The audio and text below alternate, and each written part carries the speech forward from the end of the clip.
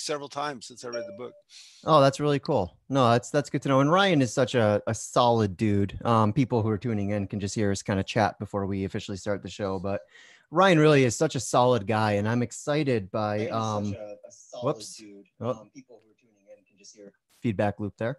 I'm excited for a lot of the stuff that we're talking about because we're really going to put an emphasis on moving from map into territory. Yeah, and we've got all sorts of different territories in mind to help people more fully inhabit. And I think, a lot of people, particularly when it comes to things like spirituality or it comes to these mental models, we can get a little bit, lost in the imaginal sometimes. And I think we lose touch with what really sort of matters. And I'm looking forward to talking about how, what we were just discussing, our experiences with Evelyn and all that, and how that's transformed my own sense of spirituality and, how it made things much more quiet and much less ornamental in a certain kind of way. It's like you get stripped down and you're like, okay, this is what's real. Oh yeah. All that stuff is just kind of angels on the head of a pin, So we are now streaming. People are watching us kind of chat a little bit. So hi everybody. Yeah, let's do a formal introduction. Hello everyone, and thank you for joining us for another episode of Wit and Wisdom. My name is Corey DeVos. I'm, I guess, bringing the wisdom. I'm here with my friend. Go for it. I'm here with my friend Keith Witt, who everyone knows is the real source of wisdom around here. Keith, it's good to see you, man. Good to see you, Corey. I'm so glad we could get this scheduled because we had to skip last month's episode because poor Keith was trapped in the beaches of Brazil. Which is, some real human suffering. I was only at the beach a couple of days. Well, I'm glad you were able to endure, brother. And then we had some some logistical hang-ups last week, so we rescheduled today, and I'm so glad we did, even though I just did a just barn buster of a conversation with Ken yesterday. Keith, we talked for 3.5 hours about gun violence. Oh man! And we only got halfway through. I can imagine. It was such a rich conversation, and there's just so many factors to this wicked problem that all just sort of interpenetrate, and you can't talk about one without talking about all the others simultaneously. And it was a really cool talk, and I look forward to picking that up with Ken again soon. So I'm just saying that to let you know, if my tank feels a little bit empty today, that'll be the reason why. I love it that you did that because I think violence is the problem. Yeah. Period. I think objectifying another or another living thing and injuring it, that's violence, and that's the problem. Yeah. The opposite of love isn't hate; it's violence. Yeah. No, that's well said. Yeah, and it's basically what we're doing with our conversation is we're basically trying to use the quadrants to see how many of these critical factors can we track that are sort of setting the stage for the American problem with gun violence. Oh, excellent. And we're trying to track those, but then we're going to go a couple steps beyond and say, okay, well, here we are framing the problem, which is something that we here in Integral Land do really well. We love to frame problems. We love framing problems, right? Coming up with solutions to those problems is a whole other ball game. But fortunately, Ken and I have a few directions that we want to go, or at least we want to suggest. Excellent. In the conversation. So that'll be interesting. And I look forward to picking that up. But we're not here to talk about Ken today. We're here to talk about you, brother. Well, we're here to talk about the other world and psychotherapy.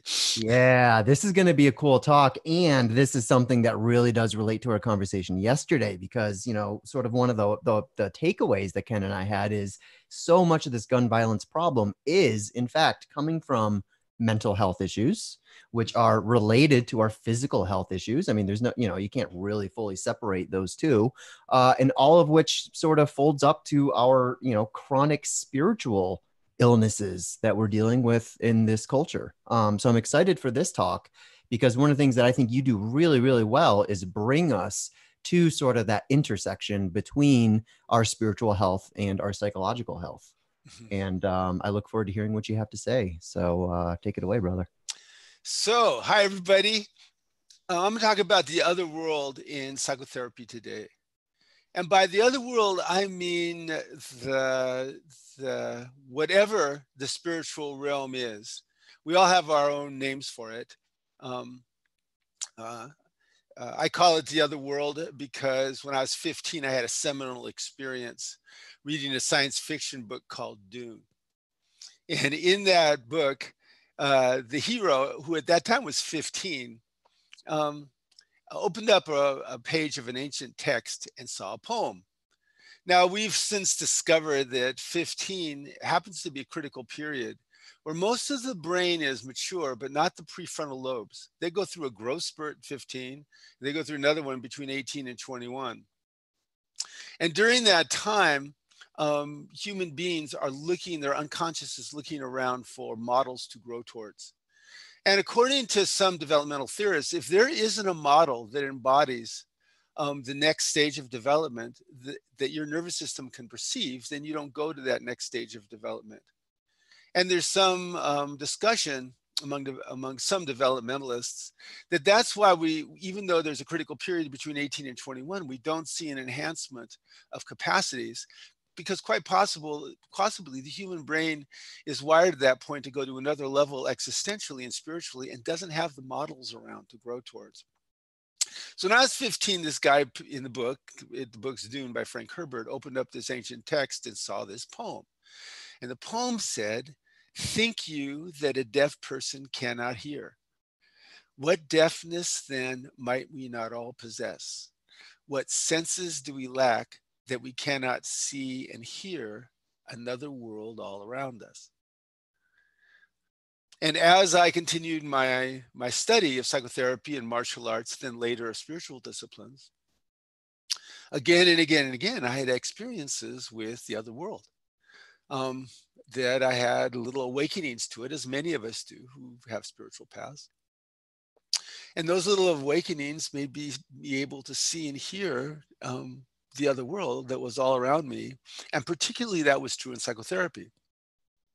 And over the years, if you look at the major systems of psychotherapy, almost all of them have an element of mysticism in them that is very rarely discussed directly. The right quadrant disciplines, cognitive behavioral therapy, interpersonal neurobiology, approach to couples, that kind of stuff. If you talk to one of the clinicians, they'll say, well, of course, there's a sense of spirit that comes through, but it's not in their writings and it's not in their teaching. And even in the more lower left systems, like John Gottman's approach, or Susan Johnson's emotionally focused therapy, and so on, they're assuming spiritual connectedness, don't really talk about it directly. And then this has been true forever. And I think partly it's the fragmentation of the 20th century and the separation of spirituality from science, which meant that the lower left and the upper left started to become invisible a couple hundred years ago. And, you know, we all know what happens when quadrants become invisible, or we start doing quadrant absolutism. Bad things happen. So anyway, I was just in Brazil teaching, as Corey was talking about, and I did a lot of different things there. I taught masculine and feminine to a bunch of kids, some of them from the favelas around Sao Paulo. I worked with did some consultation with a company there for a day. Did a 3-day workshop on my loving completely material with a bunch of great people. And I did a 3-day workshop on integrally informed psychotherapy. Now, when I teach therapy, my belief is that every therapist does best channeling their natural healing style. This is actually not particularly popular with groups of therapists that you teach. Groups of therapists come in and they want to learn a hot new style from you. And I'm fine with that. You know, I mean, I'm enough of a performer and I love the systems I've generated enough that I teach that stuff. But I start everybody out saying, I want you to get in touch with what your natural healing style is. I have people do mind maps, you know, put their natural healing style at this, you know, little circle at the center of a piece of paper, and then, you know, what informs it. And I'll have them begin the workshop with that, so that as I show them other systems and techniques and approaches, they can apply it to what they do best. And there's a reason that I do this. The reason that I do this is that when we start looking at what we do as psychotherapists, we're helping people broaden and deepen their consciousness. Okay, vertical health is super important. Everybody works at it. Only, you know, in Integral, we're kind of the only people that distinguish between horizontal health and vertical health. Of course, they co-arise simultaneously. You know, being true to your current worldview and as healthy as you can be according to your current worldview, while looking at those edges where there's new ways of seeing that are better ways of seeing. You know, the vertical moves. We always do that simultaneously. But we all know that as you go up developmental lines, there's more of a sense of felt spirituality. And therapists are guides. The therapy session very much, Evelyn Underhill talked about the stages of ceremony. Therapy session very much matches the stages of ceremony. You know, there's purification, pacification as you settle in. There's initiation into what you're doing. There's some dharma that comes from the therapist's input. There's some dark night as the client runs into some kind of distress. There's a resolution and illumination. And then there's a sense of going into the world and offering that to the world. These are the stages of ceremony, and they happen in most therapy sessions. And there's a spiritual authority that comes through in the intersubjectivity. You know, when you start a therapy session, there's a container, and it's an energetic container. And in the right quadrants, by the way, we know that this happens. There's been lots and lots of psychic research showing people connected at a distance. Long distance healers, when they've been measured doing long distance healing, they go from theta, which is, you know, an alpha where you're getting centered, early beta, you know, basically from about 5 to about 14 hertz. When they're doing their long distance healing, bam, they're in 60 hertz coherent gamma. Something's happening.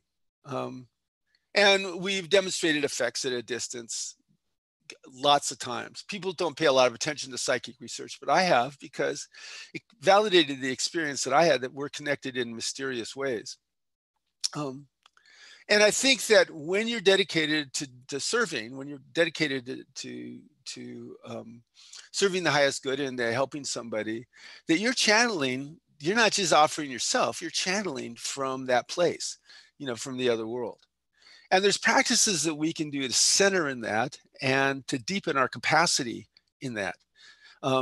Starting with being aware of when we're connected and when we're not, because awareness regulates. And when you're aware, you tend to up-regulate, you know, good things like happiness and joy and spiritual connectedness. One of the ways that they studied this was back in the 70s, they had this copper room in UCLA where they measured meditators and psychics. Okay? And they found that, first of all, everybody generates a couple of electromagnetic fields, one from their head and one from their heart. And they found that long-term meditators had electromagnetic fields that were 1,000 times stronger, 1,000, than people that had never meditated. And then when the psychic Rosalind Boulaire got into the copper room, all the instruments stopped working. she just blew the instruments. And if you ask anybody who's done therapy over a long period of time, you say, do you feel like there was something else coming through you? And they'll say, yeah, I've had many moments like that. Okay, so how do you deal with that? How do you strengthen that? How do you use that in the therapy session? How do you quantify it? How do you strengthen it? And there's a lot of different ways, but there's some ways that I found to be enormously useful. Okay? And the first of it comes from the fact that you really can't help somebody else until you're connected with yourself.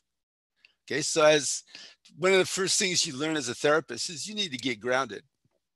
You need to get grounded and centered. And there's lots of different ways of doing that.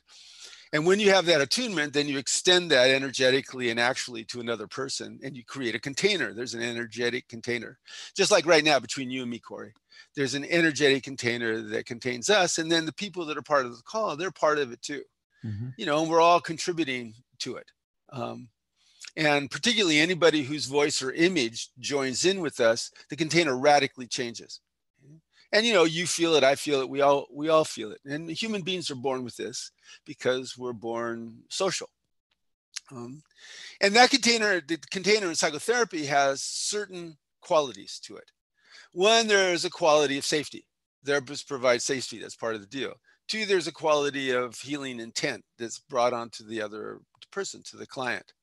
And 3, there's a quality of radical acceptance of everything that is. Positive intent and radical acceptance are what Carl Rogers observed to be the organizing principles of good therapy way back in the 50s and 60s. And no one's ever disagreed with him about that. You know, the most radical behaviorists would have to nod to Rogers and say, yeah, well, I guess you just can't be an asshole when you're doing it, even if it's behaviorism, because people don't pay attention to you if you're an asshole. And I thought that was kind of enlightening for some of those 60s guys myself. So you get centered in that part of yourself that is, you know, you, and you develop a sensitivity to your interface with the infinite. And here's what I mean by this. And I'm going to describe this, and then we'll do a little guided thing about it. Okay? Oh, cool. Okay, so here's my assumption. Okay? My assumption is that there is some kind of infinite otherworld thing. And, you know, I don't know how many different ways I've experienced it. I've had lucid dreams where I've been doing stuff, you know, meditations, drug experiences, interpersonal experiences, psychic experiences across the distance, healing experiences that were unexplainable by right quadrant science, all that kind of stuff. Whatever it is, all that stuff comes from there, all the psychic research. And there's an interface between that and us, the most primal interface. Patricia Albert calls that the origin point, where spirit first becomes Corey, first becomes Keith. I believe that comes into existence the moment the egg is fertilized and a little electromagnetic field is formed. And this happens when seeds are germinated. It happens every time a sperm and an egg successfully join. A little electromagnetic field pops into existence, stays into existence for the life of the organism. Okay? And I think that's where the origin point begins in a certain sense, depending upon what you believe about past lives. And that there's that interface. It's a very, very pure interface. And as people develop, whether they're in a healthy or an unhealthy environment, because humans, we're born wanting to care, share, and be fair with each other. And you can screw up a human's development, but that genetic imperative to care for each other, to share and be fair with each other, that's there. And if parents have noticed, you'll notice, everybody's a parent will notice this, around 3 or 4, our kids will start saying stuff that is wise and kind beyond belief. 3, 4, 5, it just come out of nowhere. Like, everybody should love each other all the time, Daddy. So yeah, that's pretty true. And it's not that they're self-aware. Their brains are very immature. But there's this wisdom that comes out of them. You know, they'll see something that is complicated but distressing, and they'll go, I don't like that. You know, some part of them is informing them. Yeah, they have a unique relationship with the obvious. Yeah, and they can feel good and bad. They can feel beautiful and ugly. You know, they can feel true and not true in a lot of ways, even though there's a lot of other stuff going on too.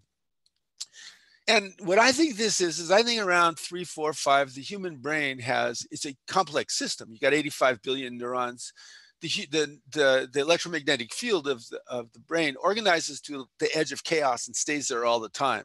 In other words, it's a complex system that's reaching for greater complexity. And I think that what happens is there's a wise self that develops out of us, out of our emergent development, that starts very, very early. That's self that wants to serve the highest good. Okay? And I believe we all have that in us, though it's deeply buried in some people.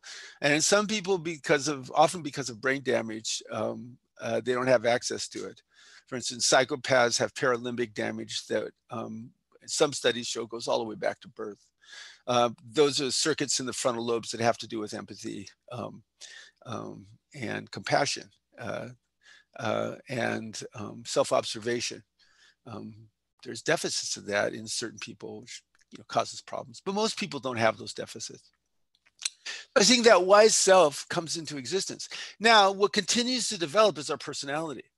Our personality is all our traumas, all our triumphs, our relationships, all that kind of stuff. That continues to develop. And as our personality develops, it either is more kind to being aware of and supporting our wise self and our origin point, or it is less kind in developing towards that. And, you know, when kids are black and white, concrete operational, about 6 or 7, you know, the brain gets mature enough to expand into either or logic and the, you know, as Ken calls it, the role self. Mm-hmm. You can learn about the other world. You need to learn in black and white ways. But if you don't learn in a way that will make sense to you later on, when you're formal operational, you'll have a tendency to dismiss the insights that you had learning it in a concrete operational level.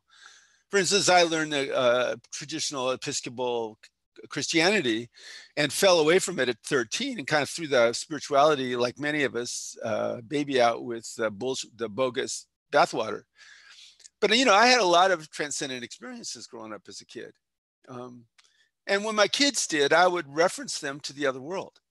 You know, when my son dreamt about a unicorn and said it was a great unicorn, I encouraged him to do little meditations, asking the unicorn for advice, because he had a robust, wise self that came in that particular concrete form, and I encouraged him to enhance it. Mm-hmm. So our personality evolves, and then we become more complex. 11, 12, 13. When you start approaching that 15-year-old nexus point where most of the brain's mature, but the frontal lobes are going through a growth spurt. And about that time, what happens with healers, a couple of interesting things. One, most healers, or a lot of them, have a rebirth experience, a death and rebirth experience. They'll have an accident, they'll have an illness.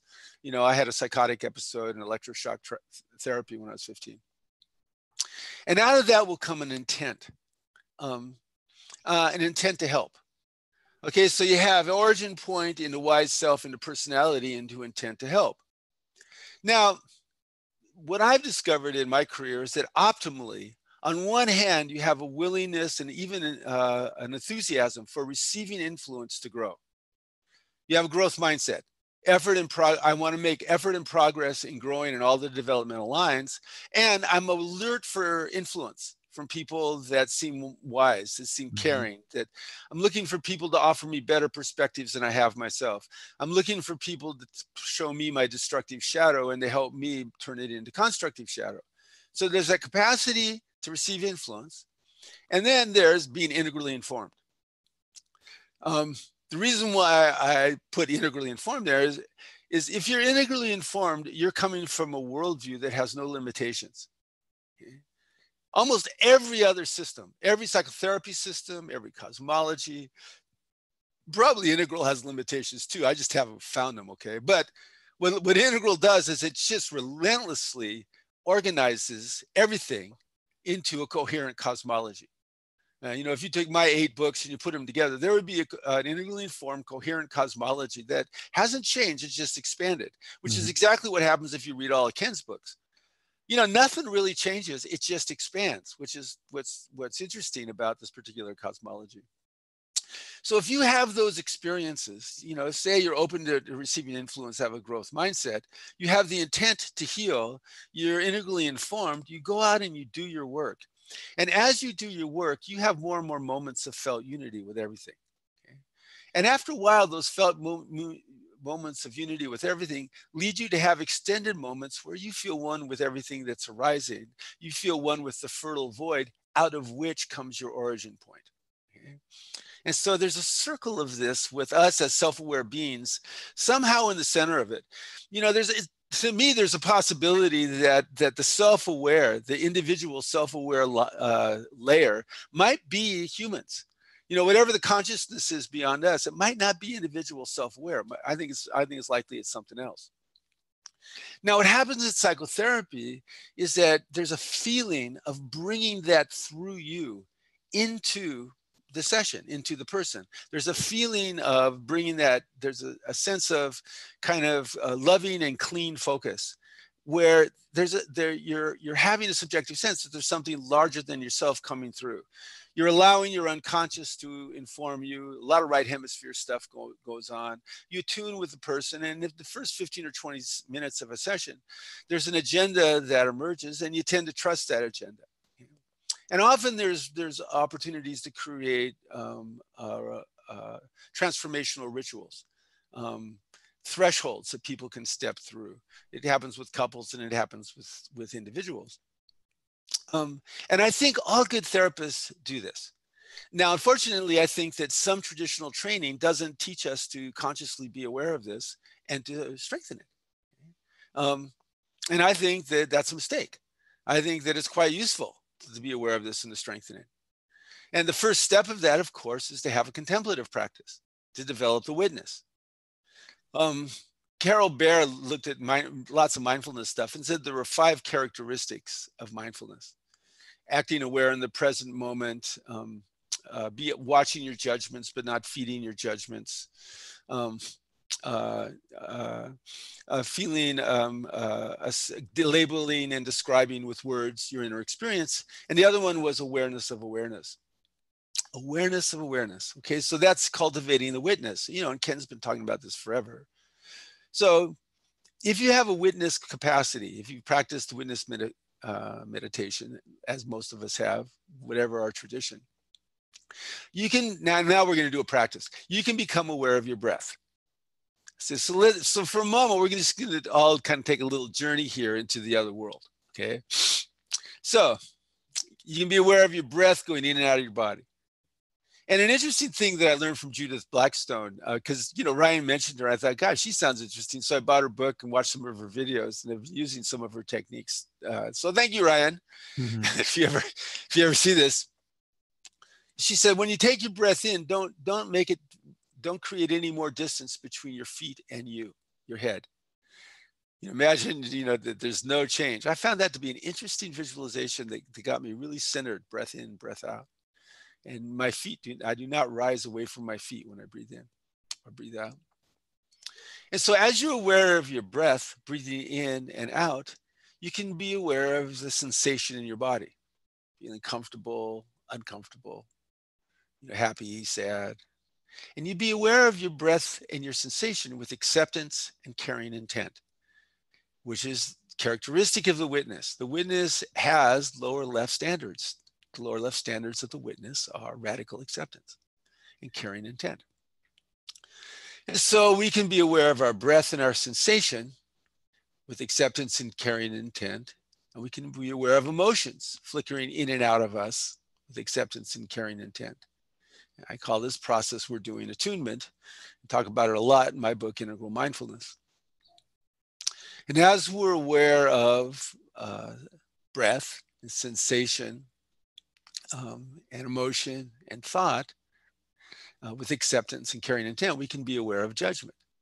Judgments we have about ourselves, about other people, about the world. We all got a lot of judgments. We just observe the judgments with acceptance and caring intent and don't feed them.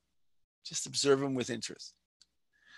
And we can be aware of our judgments, and then we can be aware of our desires, you know, our wants with acceptance and caring intent. And so now we're getting attuned to ourselves. Okay? And we can do this with other people. I can look at you, Corey, and imagine, I wonder what Corey's sensing and feeling. I wonder what you're thinking. I wonder what you're judging and what you're wanting. And I'm doing it with acceptance and caring intent. And as I do this, I'm extending my consciousness into your consciousness. Since we're looking at each other via video, mirror neurons in me and you are recapitulating each other's states of consciousness. And this attunement process is quite pleasurable to human nervous systems. We like it when other people attune to us. Okay, so we're creating an intersubjective field as we do this. Okay, now, so as we're creating this intersubjective field as we do this, and everybody else, as you attune to yourself, be aware of your personality. You have a personality that's combined of everything that is you. You know, all your wants and desires, your facial expressions, your tones, your traumas, your transcendent experiences, your hopes and your dreams, all that kind of stuff, all forms this big mess of personality that is you. You know, and do all of us, seekers all, we're always frustrated with our personality.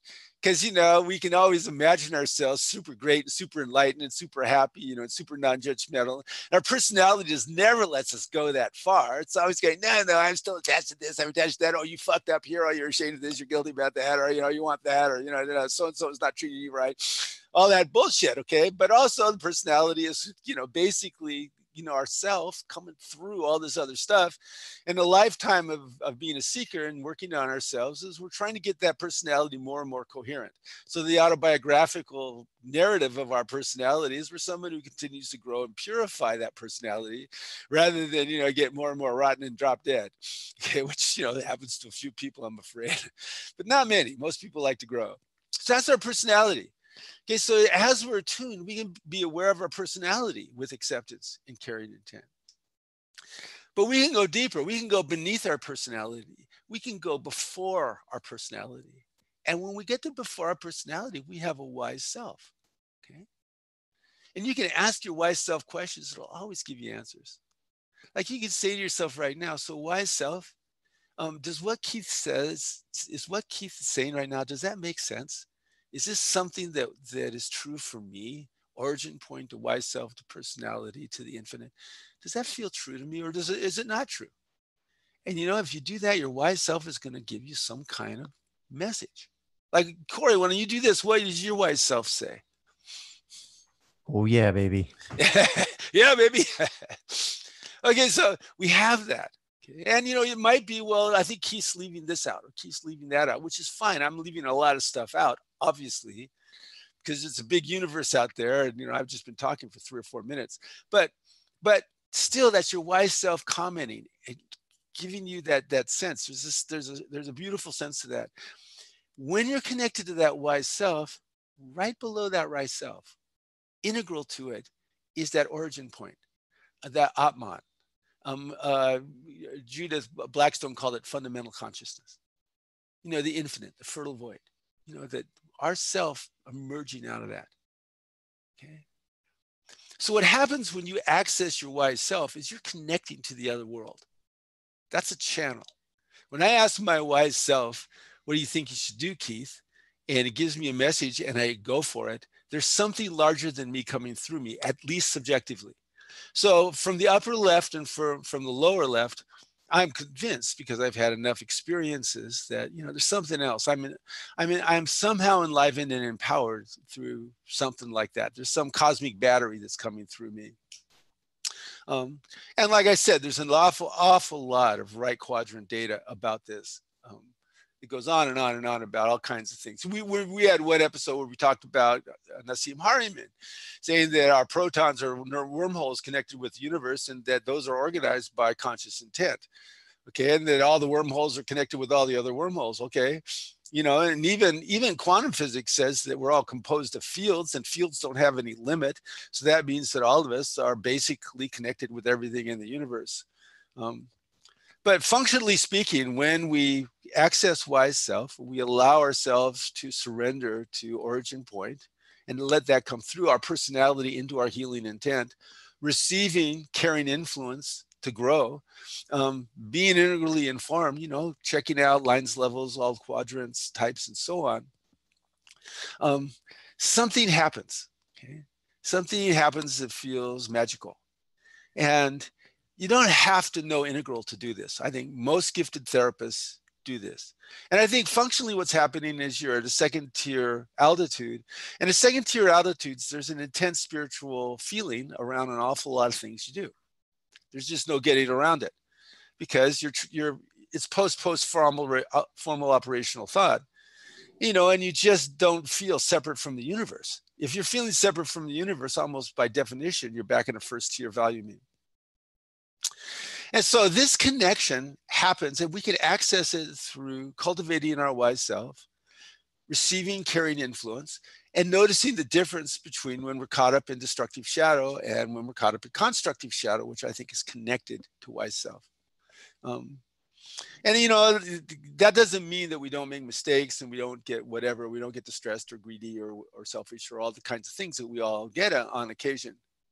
But what it does is it gives us a way of connecting and enhancing a connection to the other world and trusting that. Anybody who stood in front of a group, I remember I was lecturing these 300 psychologists and therapists and stuff in Pennsylvania once. They brought me in for 2.5 days to teach them. Okay.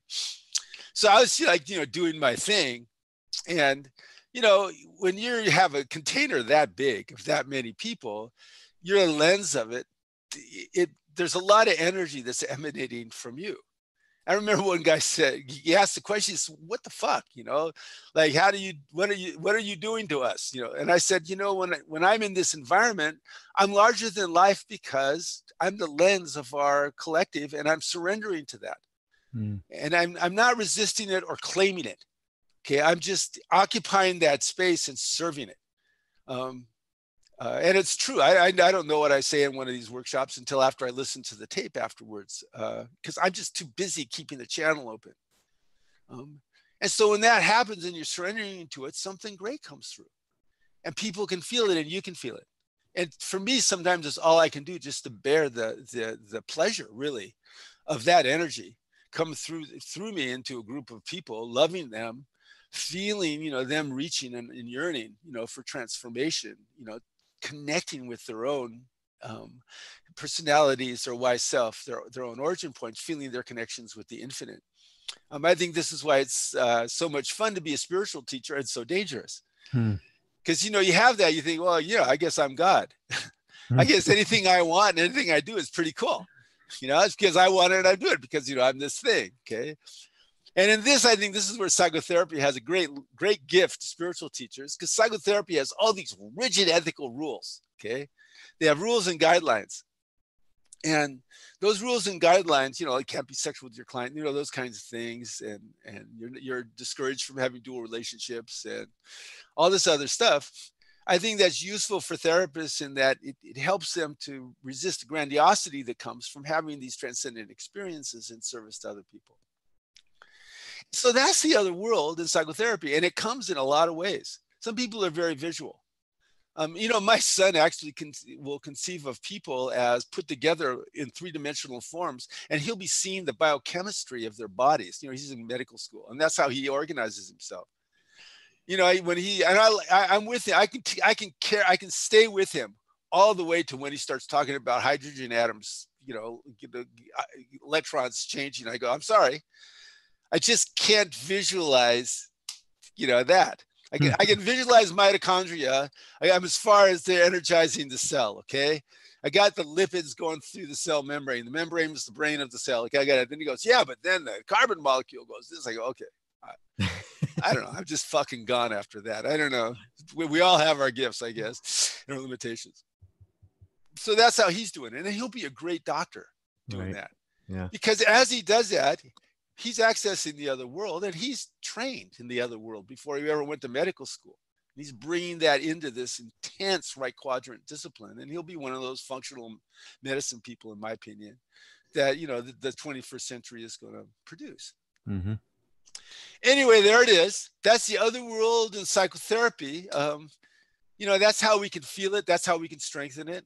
You need to keep doing your contemplative practice. One study of psychologists, fascinating study. They're all contemplatives. They all practice, mindfulness meditation of one sort or the other. So this guy measured all their empathy scores. He had an empathy test that was a pretty reliable and valid test. Okay, then he did a post-test on them, and some of them had stopped doing their meditations. Interestingly, the ones who stopped doing their meditations became less empathic by his score. So apparently we have our personality has a tendency to close down our connections with the other world. Maybe that's a functional thing to have us not get lost in the clouds, so to speak.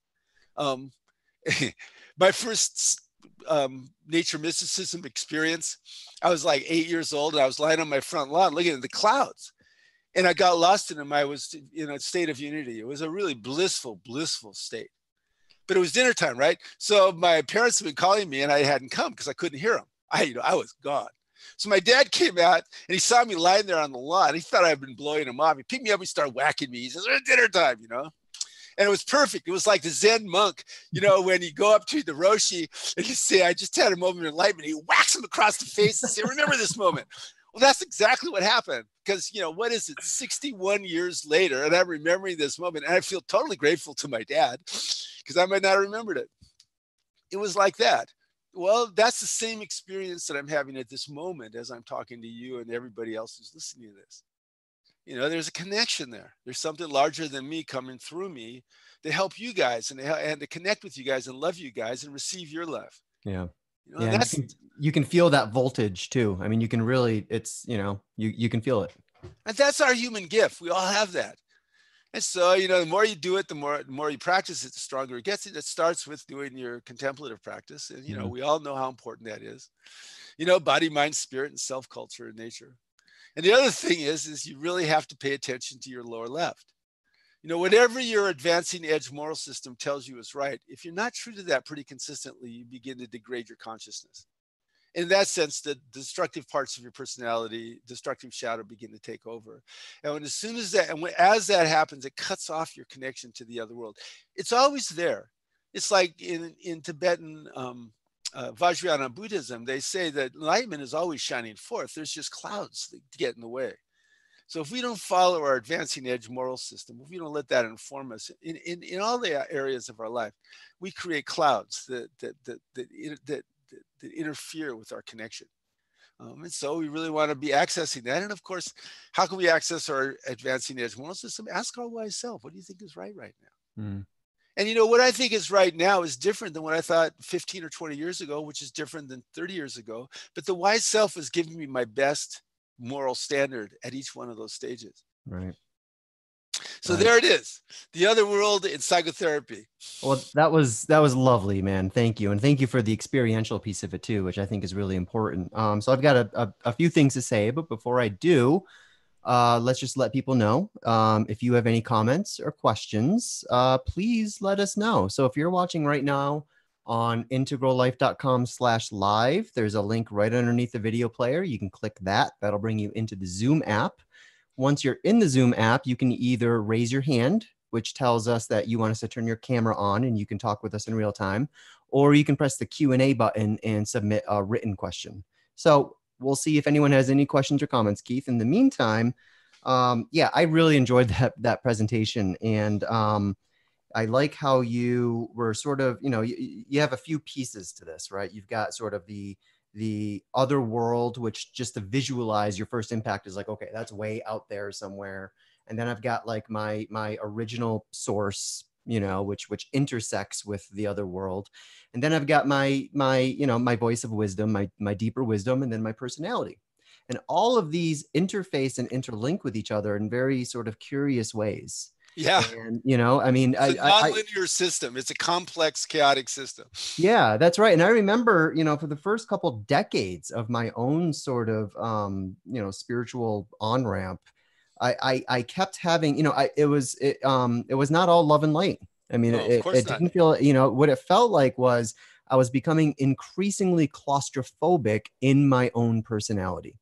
Like I was feeling so many things within me changing and transforming and churning and moving and yet my personality felt, it was very difficult for me to sort of work with it and to make it feel more cohesive and make it feel like it could do justice to those other sort of deeper parts of myself. And it took decades for me. I mean, that's still a process. That's still ongoing. And honestly, one of the things that's helped me the most with that is doing these shows with folks like yourself and with Ken and with others. But one of the things I found interesting about your presentation, Keith, was just in describing this as the other world. It's the otherness aspect of it. And, just like you got that influence from Dune, it reminded me of sort of a side project that I've been working on for a couple months where what I've been doing is, I really love music. I've always loved music. It's just, I've always had a very, very deep and intimate relationship with music. And one of my favorite bands has always been 9 Inch Nails. Oh yeah. So one of the things I've been doing is I've been doing this, I've been calling it this integral appreciation of 9 Inch Nails. And I've been going through all of Trent Reznor's lyrics, looking for any indication of sort of a transcendent experience that he might have had. And as it turns out, it appears that he's had quite a few, but his relationship with that experience has changed dramatically throughout the courses of his career.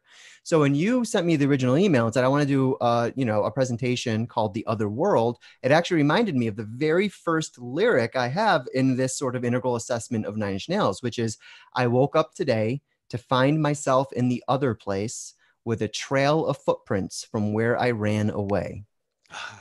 which is beautiful. I mean, beautiful poetry on the one hand, but at this point in his development, it is the other place. It's so alienated from his experience that in fact he's on the first half of his career is I mean, he's got an album called The Downward Spiral. That's what it is. It's a self-destructive sort of trajectory that's bringing him to oblivion, and he sees oblivion as being sort of this ultimate point of nihilism where finally I'll be released from all this into what he also calls the empty space or the void, etc. So in the first half, oblivion represents sort of Thanatos. You know what I mean? It's just utter self-destruction because I'm so uncomfortable in my personality. I just want it to go away. And rock and roll stars are 5 times more likely to die. That's right. That's right. So with one album, he did an album called The Fragile, which coincides with when he almost died. He overdosed on heroin. And this is sort of the fulcrum point in his career where his signifiers around emptiness and void began to transform. So no longer was this the other place way out there. By the end of his career, he's using words like home to describe. Right. So from the perspective of a separate self, looking at the infinite, looking at the eternal, it feels other. Right. And it is other. It's other than your separate self, which is sort of the locus of awareness that you're, sort of feeling right now. But once that gets sort of internalized, once we familiarize ourselves with that space, it's no longer other, it's home. It becomes source. It becomes, oh, this is where my identity can fundamentally rest. And that sort of takes this pressure off the personality in a certain kind of way. I think it does. It's funny you mentioned Trent Reznor. There's a tenured, there's a local psychologist in Santa Barbara who's a tenured UCLA psychology professor who started a punk band called Crying for Kafka. And he and Trent Reznor resonated with each other. Oh, wow. And wrote some songs together. And so that really impressed me about Trent Reznor. Obviously, he made it through his death and rebirth. That's right. And now is doing something else. Yeah, the whole second half of his career has been about self-actualization and self-transcendence. And the thing I want to emphasize about what you said, yes, it's a complex system and a chaotic system. And also, I remember, it reminds me of something I heard Ken say once in an interview, that one spiritual practice is if you're ever out of touch with pure emptiness or pure fullness, you just get back in touch with pure emptiness and pure fullness, because everything that we're experiencing now is arising out of the other world. Right. When I'm dreaming, either a regular dream or a lucid dream, the field of consciousness, I feel that there's that fertile void out of which the dream arises. It subjectively feels like the universe out of which it arises, and we all know that the gateless gate, it doesn't involve space or time. It's something else. Okay. At least for me, I can go right up to the edge of that. But at that point, I can't go further other than proprioceptively and metaphorically. The metaphors or images can come, and proprioceptively, I can feel unity. I can feel non-dual awareness in 9 chakras. But when it comes to start describing it, this can't describe it. And it's very much like the Enlightenment people over the years, the Buddhists. You get millions of words have been written about it, and everything that you say about it. Ken said this forever. Anything you say about it doesn't work because all of a sudden you're saying something, you got a dualism going. Right. But that doesn't mean you can't have the experience. Also, it doesn't mean that there's not a lot of power and influence that comes from there through us if we're a pure channel. And, going back to violence, that pure channel gets obscured when we objectify other people or when we objectify other living creatures. This is one of the reasons I think people become vegetarians. Okay? That's not the way that my sense of it, but I don't want to objectify anything. And then you in a way, objectifying just cosmic strings. I mean, it's all one somehow living whole. Okay, so when we're not objectifying, we're not doing violence, Because if we're not objectifying, doing violence to another being is like doing violence to ourselves. Right. But to do violence to another being, we have to objectify them, and then, extract from them, do something, attack them, something, all the things that happen to people. And so what that does is it all feeds into the development of our personality. And to a certain extent, what psychotherapy is about is helping people organize that. One, to be able to be healthy, and two, to be able to have more and more of a coherent sense of self and autobiographical narrative so that they can keep on becoming who they more deeply are. Right. In my sense, therapy doesn't really change people. Therapy helps people be more authentically who they originally were, that we're giving a clearer and clearer channel for that origin point to come through this incarnation into the world. Mm-hmm. And it's pretty amazing to me that almost always, if people progress, it turns into service of some sort. Yeah. And which is different kind of than direct service. It turns into art. Mm. People will want to create beauty, or they'll want to help other people. And even when you're creating beauty, artists, I don't know any artist when they're doing their art that isn't imagining an audience seeing this and having being impacted by it. Okay, I've never met an artist who doesn't have that sense, if not in their or conscious, in their pre-conscious. And so it seems that we're wired to do that. We're wired, as we get deeper, we want to serve each other, and somehow that's consistent with some kind of organizing principle that comes through the other world, through the human incarnation, and then into all of us. Right. Oh, beautifully said. And I'm just feeling into too, Keith, just how funny it is that at sort of the beginning of the journey, your personality has so much resistance. Oh yeah. Trusting and surrendering to the wiser, deeper aspect of ourselves. The personality says, no, I've got this in control. I'm taskmaster. I'm in control. And then once you do get that sort of familiarity with that deeper self, and you allow it to sort of come online a little bit more spontaneously and a little bit more authentically, then your personality kind of comes back into the story and tries to take credit for it all. Just like, no, that's mine. That was mine all along. This has always been me. Exactly. Which is kind of funny because there is a relationship there. I mean, the more you trust that deeper self, the more that I can rely on that to sort of, as sort of a resting place. The more you learn how to do that, then the more sort of strong and confident your personality does begin to feel. Again, that's been sort of my overall development that I felt in my interiors, just doing these shows with you guys. Is just like, okay, I don't need to have everything written down and pre-plotted and all that stuff. I can just sort of trust that something, wonderful is going to unfold between me and you, or whoever I happen to be doing the show with. And that in turn has made my personality that much more confident. Like, oh, I've got this. I can do this. But I can feel the temptations, right? It's like once you get something, your personality kind of just wants to get a little bit cocky with it. Well, you're getting confident co-creating the containers and trusting that good stuff comes through the containers, which it does. Yeah. And also, and this goes to the whole psychotherapy part of it, we are super sensitive to each other in the past, present, and future. And so I love other people. I'm drawn to other people. I want to help other people. But there's a part of me that's very sensitive to whether other people are judging me or threatening me or any of those things. That's not conscious. That's on a basic visceral level. It's what drove me into martial arts. In retrospect, I felt so unsafe in that culture. And at the level of development I was at that time, I thought that safety lay in having the ability to physically deal with a threat in my face, so to speak, which is probably true given where I was in the 60s and 70s and 80s. But in retrospect, that was a metaphor.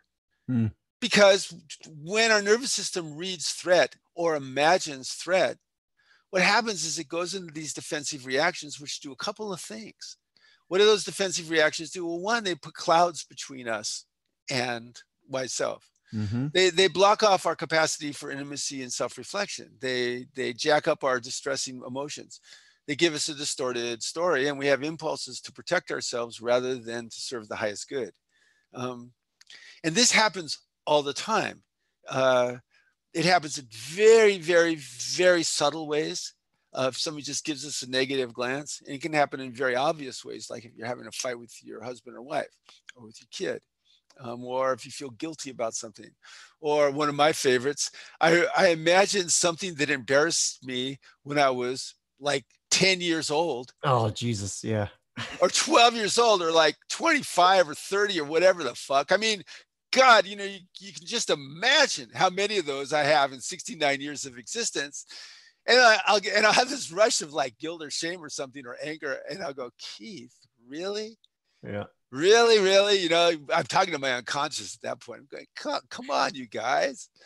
That we have worked on that. That is over. Let's just move into being blissful in the present moment, please.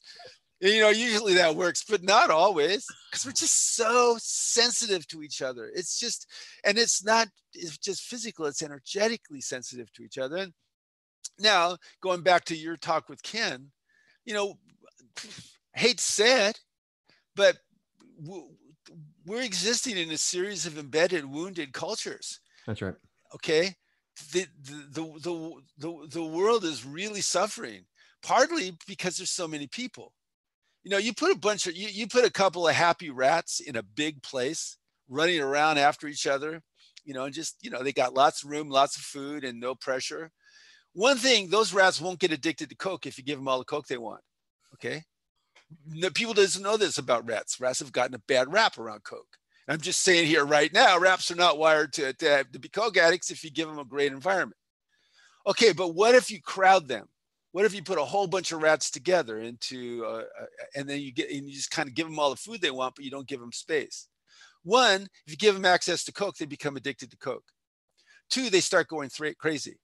Three, they start creating youth gangs to go around attacking other people. They did this once. It was a behavioral sync experiment, and the rats grew. A whole culture grew. And there wasn't disease. They wouldn't let disease happen, but the whole culture grew, and then it got crazy. And then they started attacking each other. Mothers started eating their kids, until finally all that was left was 2 lesbian rats. That was all that was left after it. And, God knows why that happened. But my point about it is, you put 8 billion people together and 60% of them in cities, it's having an effect on our stress levels. Right. And subjectively, if you have a cell phone, you live in the middle of the woods. And if you have a cell phone and a television, and you're doing this all the time, if you're not given enough time to develop, if you're not given enough nature, if you're given shitty food, if people are lying to you all the time or extracting from you all the time, or if you're learning how to lie and extract yourself, which all of us do to some extent in this culture, mm-hmm. What does it do? It makes us more vulnerable to objectify ourselves. And so if we objectify ourselves, oh, my body, not me, well, I can, treat it like, badly, or objectify other people and do violence to them. Yep. Even if the violence is just turning away. Yeah. Okay. Which is a form of violence. Here's the funny thing. There's a 9 Inch Nails lyric for that. Well, from an album called Add Violence. Okay. In a song called Less Than, it says, needful to many fucking people, you'll have to take care of yourselves. I've got my hands full. Yeah. And that speaks exactly to what you're talking about. Yeah. It's ironic. The more densely populated we become, the more socially isolated we become. And then the more isolated we become, the more ripe we become to all sorts of radicalization efforts and just malevolent thoughts and bad ideologies, and all that. So when I was in Brazil, Del Mar Cardoso, Marcelo Cardoso's wife, started this Institute of Valer. I'm not pronouncing it right. And she's one of the best therapists I've ever seen. She doesn't speak English, at least she doesn't much. She can understand. She and I have had some great conversations. She did a constellation piece during the workshop that was really enjoyable for me to participate in. And she started this institute. That's going really well. It's making money, which is good for those things. And the power structure is organized in a second tier manner. There's hierarchy, but they're doing it from circles rather than from individuals. Anyway, there was one of the things I did in Brazil was they had about 50 kids, and I mentioned that earlier. They came and they wanted me to teach them about masculine and feminine. Okay, and they had a guy who got the kids all jacked up, running around doing games and stuff, which was great. I love that guy. I asked him to do to do more stuff like that later on. And so as we all kind of started doing the work, what they all were accessing, these kids were their wise self, and they were creating a little culture of them at the Institute. And in this culture was this sense of compassion for all. Okay. And so to me, this was an urban garden of consciousness. Okay. Getting together, just like they create literal urban gardens, and urban gardens are a big thing. Another big thing these days is to put gardens on top of skyscrapers to reduce heat signatures and global warming. Mm-hmm. So what is that? It doesn't create isolation. It creates environments where people can connect with each other in a positive sense. Mm-hmm. So it's like a family having dinner with no screens at the table. Okay? Family having dinner with no screens at the table is radically different than a family dinner watching TV or having screens at the table. Okay? It's weird to me that I, as an adult, had to discover that. Right. That I got seduced enough into this culture that there were certain forms of really nourishing connectedness that I kind of had to rediscover, mm-hmm. and then go, wow, I guess family dinner is a really good idea. Okay. So I think that we're beginning to, I think what's happening now, at least in the groups that I'm hanging out with, both in terms of living stuff, people creating little communities. You don't need a lot of land to create a relaxed environment. If you have people dealing with each other in a caring way, you don't need a lot of people to create a subjective sense of a multi-generational community. Mm-hmm. But human beings in a multi-generational community characterized by fairness and caring, where people are respected with individual rights, people get healthy in those communities. Yeah, that's right. Yeah, that's right. And it has that was another thing Ken and I talked about yesterday, was how it's this it's the diminishment of actual real world physical communities, which are being increasingly replaced by sort of these digital communities. Exactly. Which are fine as far as they go, but it's also sort of a substitute gratification in a certain kind of way, especially when those communities are primarily text only. Because, when we're communicating through only text, I have no ability to attune with you whatsoever, right? There's no feedback loops between us. I'm not talking to you. I'm reacting to a bunch of words on my screen. I'm responding to objects, not to subjects. And even this, Keith, even us being able to hop on camera together and see each other's face, it improves the quality so much. So, we are much less likely to talk to each other, looking each other in the eye and, in an app like Zoom, and say some of the shit that people say when they think they have anonymity, or when they are just so sort of, they're caught up from the person they're talking to. They're caught up in their own destructive story. When you and I look at each other's eyes, even this way, we have empathic resonance. Harder to do. Couples, when they're being mean to each other, will look away. Mm-hmm. Sometimes the only intervention I do with couples is say, okay, look in her eyes and tell her that. And he'll be more gentle, or she'll be more gentle, because it's hard for us to. Also, when you're texting, I tell people, never, ever, ever, ever process by email or by text. Mm.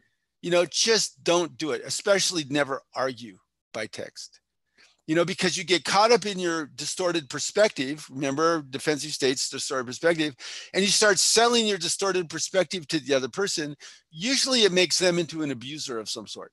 Mm. You're abusing me, which is profoundly insulting to another person, who then feels really threatened to go into their distorted stories. They go, oh, you're abusing me. And now we're trying to convince each other that we're abusing by abusing each other.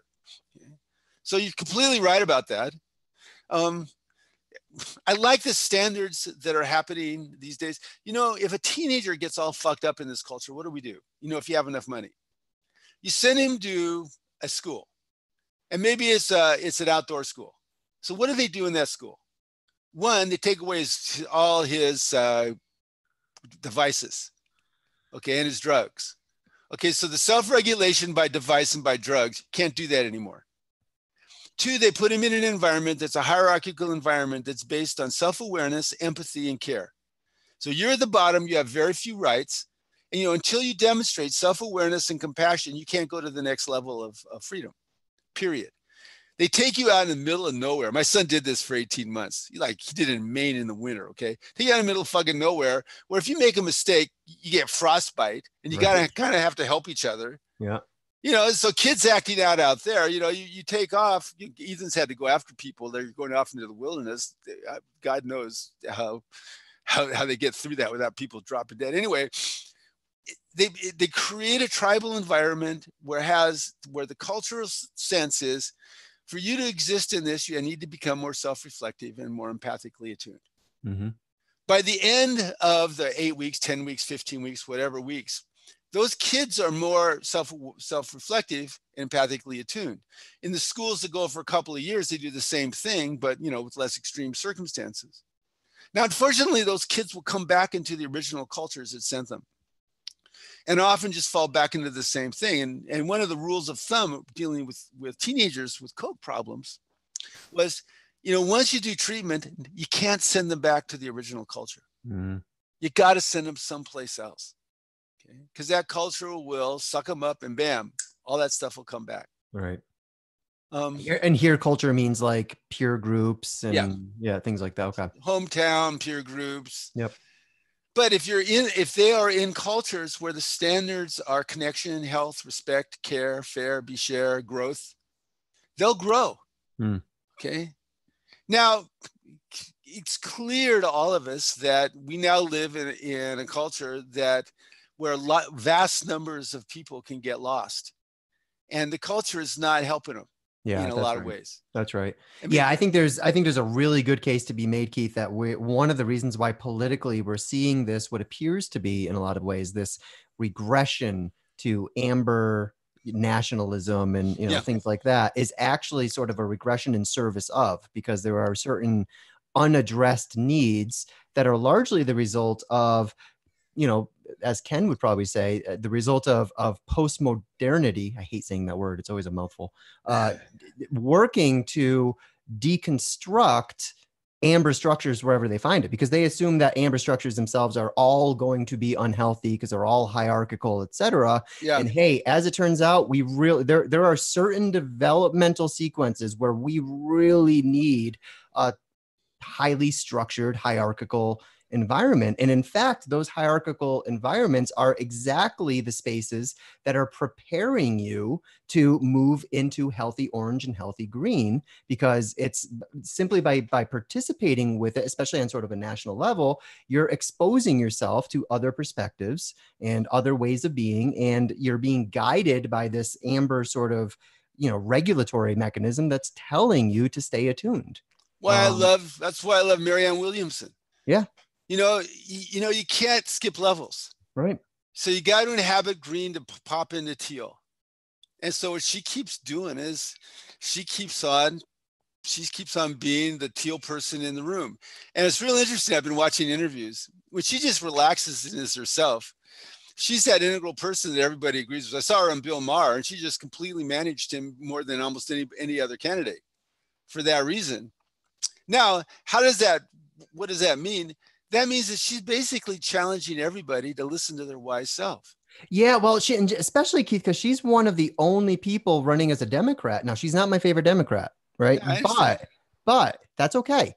I'm happy she's there. I'm happy what she's doing to the platform, because she's the only Democrat who is explicitly bringing in interior values. Yeah, the other world. Yeah, exactly. The other world exists for her. She's lived. It's a constant. I know. I haven't ever talked to her, but if I did, she'd go, "Yeah, of course." Mm-hmm. It's always there. There's other world all around us. Okay, and so so it's not just changing right quadrant stuff, right?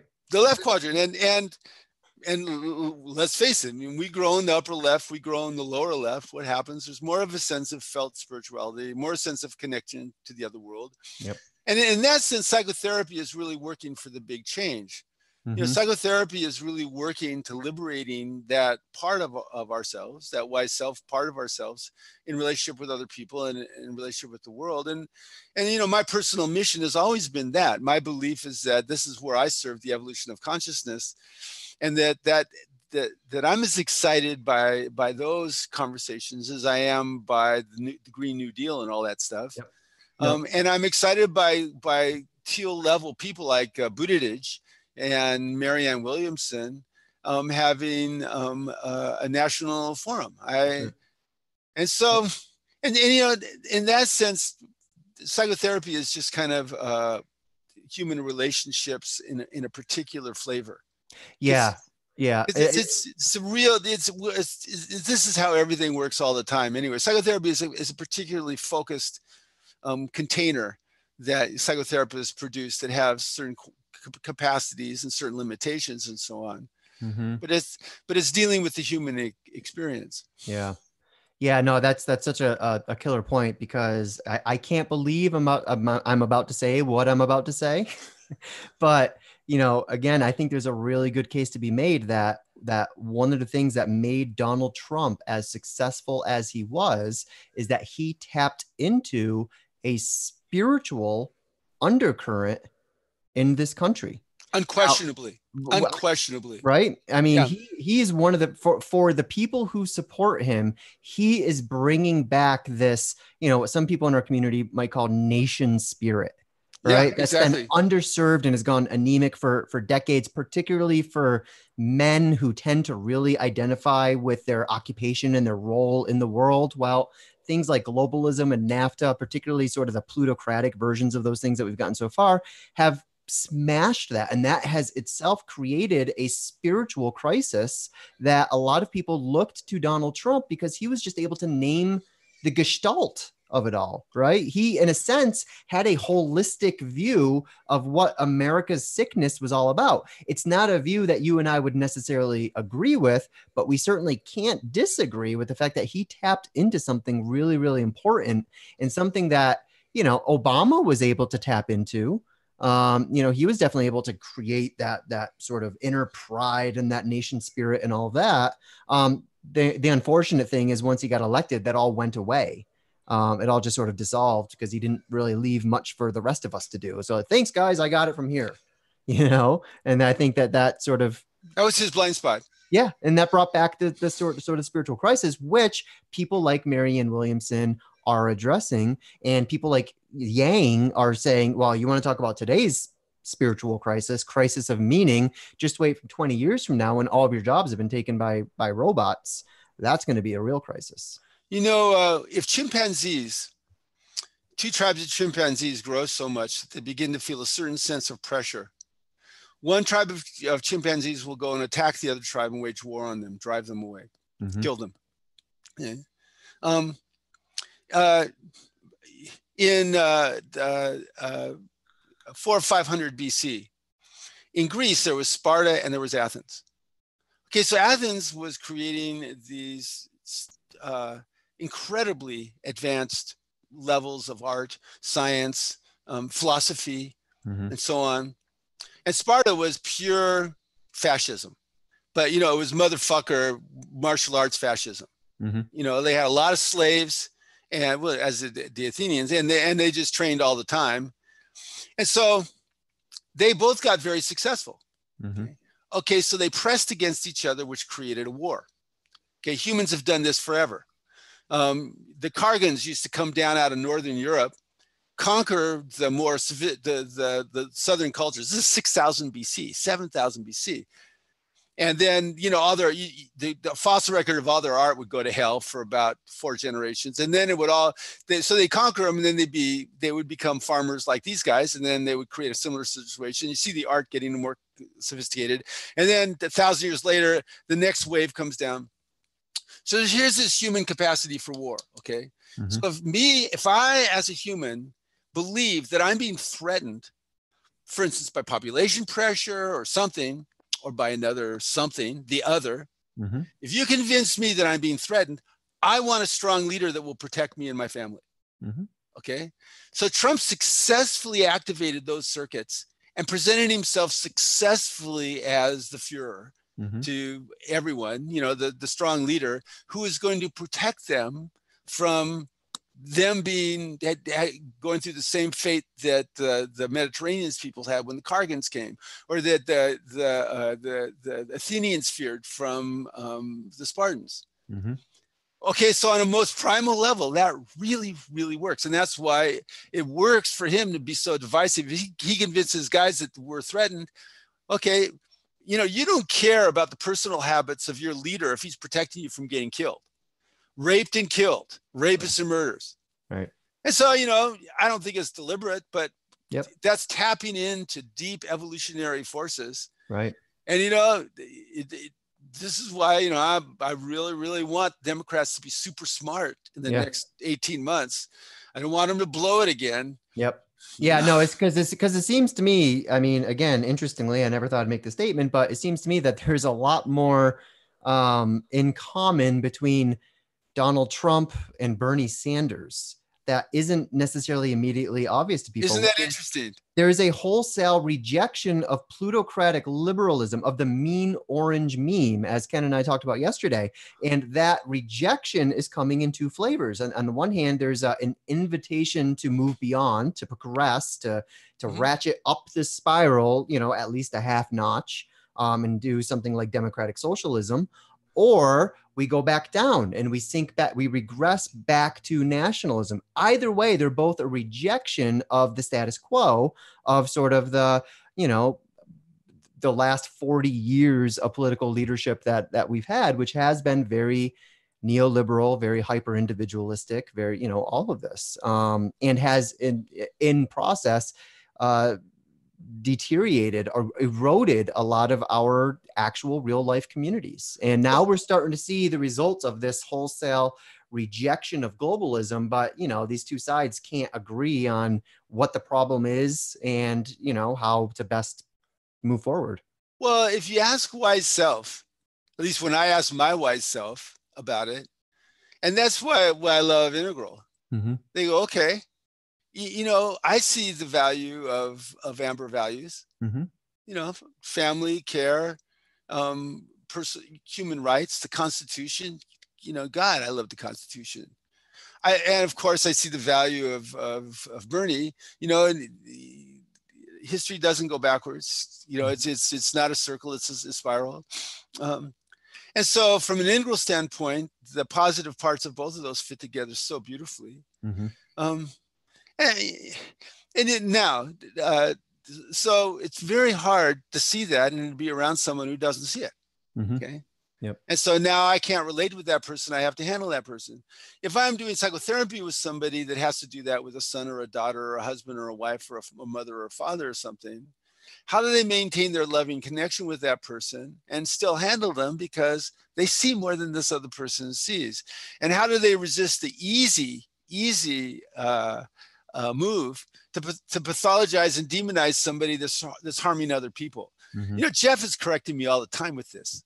I mean, I get so pissed off about certain institutions extracting and screwing everybody that Jeff goes, Keith, you're identifying this institution or these people with their most dark side. We know we don't do that. And I go, yeah, okay, you're right. I'm so sorry. Well, it's funny because sometimes I push against Jeff when he started talking like that, because, sometimes we get into this way of talking about things where it's just like, don't worry, guys, evolution will figure this out. And then my response is like, yeah, but there's no separation between that evolutionary impulse and our actions in the world. In other words, evolution doesn't happen without us. Well, that's my thing around therapy is basically, to me, the quality of contact of this intersubjectivity that you and I have, that's the answer. Right. If this becomes a standard of intersubjectivity, good things come out of it. The only reason nothing happens is because people stop communicating and influencing.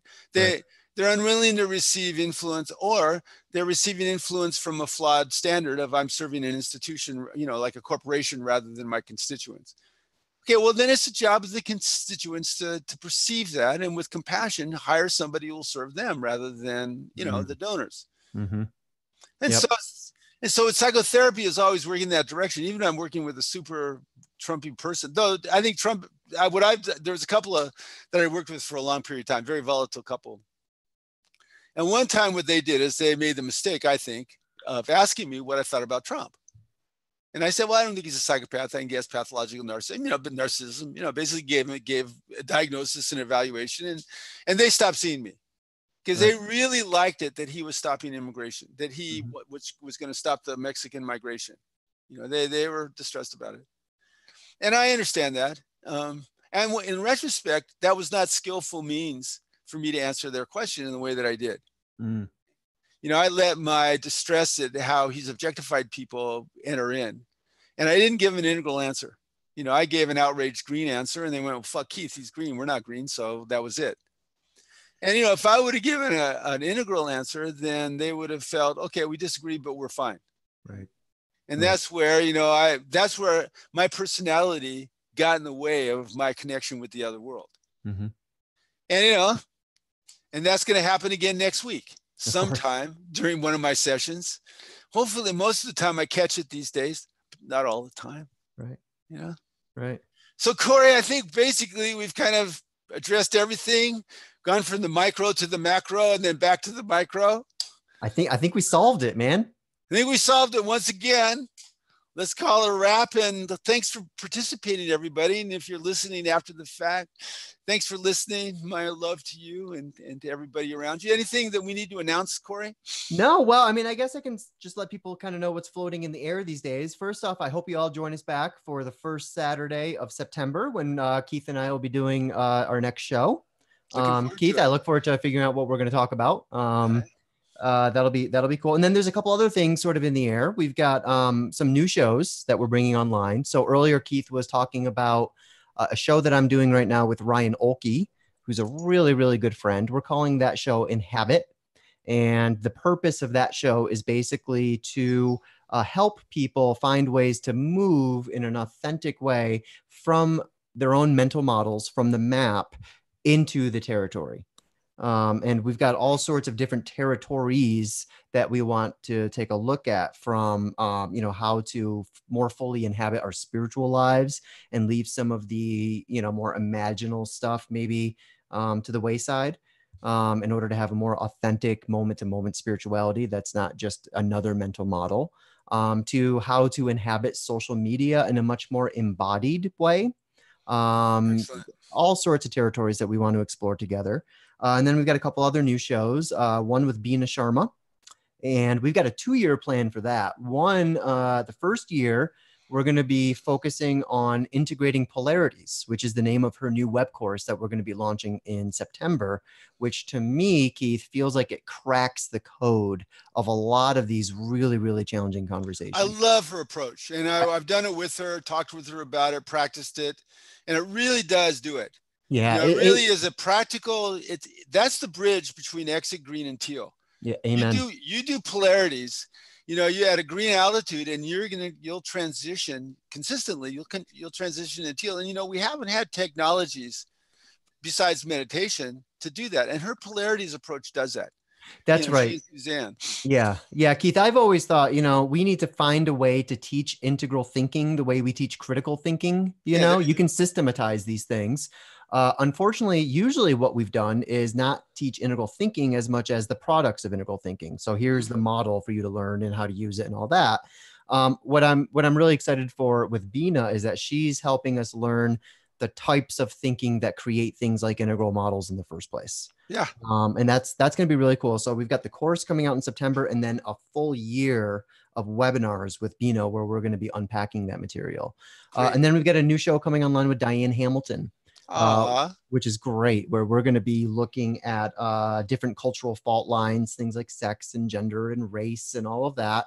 And that'll be, I think, a really nourishing series of calls. And I'm just like to bring Diane back in the fold. I really love her, and I really miss her a lot. So it'll be nice having conversations with her. I learned big mind from her. Yeah. I love listening to that woman talk. There's just something about it when she talks. It's the content, and also her transmission is very pleasing to me. Yeah, no, it's true. She's so skillful. Yeah. And she can just make me laugh. She'll just crack a joke and I'll, laugh for the next 3 years. So that's basically what's going on these days. It's a lot, but it's fun and it's very rewarding being able to bring shows like this into being for all of you guys watching. It's been a really cool journey, and I'm excited to keep moving forward with you all. So Keith, great. Thank you so much, man. My pleasure. We'll see everybody next time. Much love to all of you. All righty. Take care, guys.